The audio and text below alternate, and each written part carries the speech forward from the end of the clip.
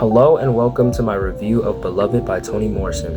In this analysis, I'll provide a brief summary of the novel, explore its key elements, and share my personal thoughts and rating. I'll begin with a quick summary and background of the book.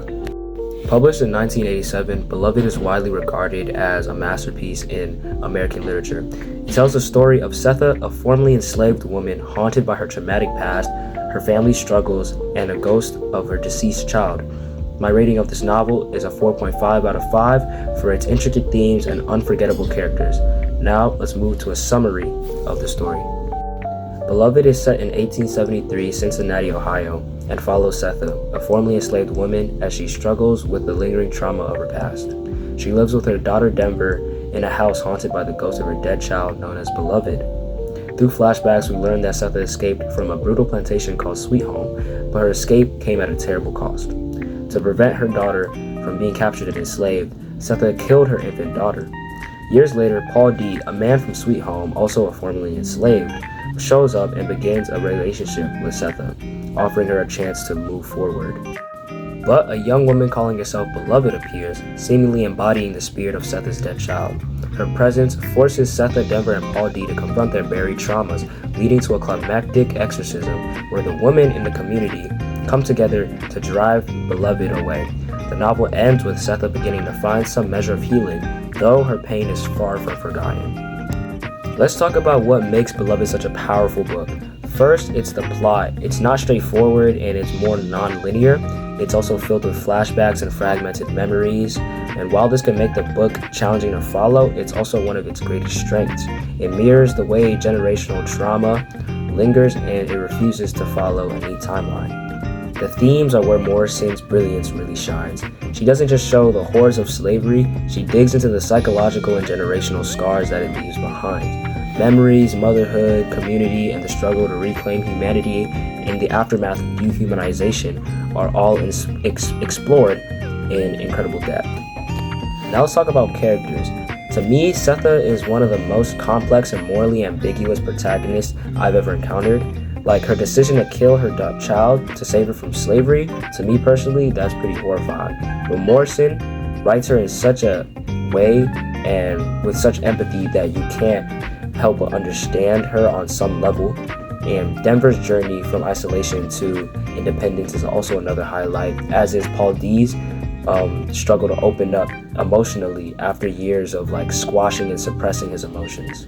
Now I'll take a look at 3 pivotal moments from each part of the novel.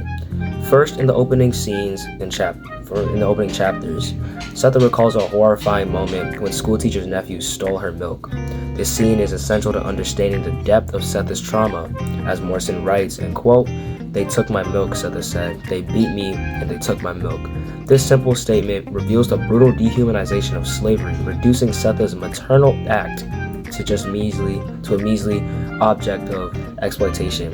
It's not just physical violence, it's also a psychological violation that stays with her and shapes her decisions, including the heartbreaking act of killing her child to protect her from the inevitable horrors that is slavery. Next, from the middle of the novel, the reunion between Sethe and Paul D. is a scene filled with emotional tension. Paul D. tells Sethe, and quote, "You got 2 feet, Sethe, not 4.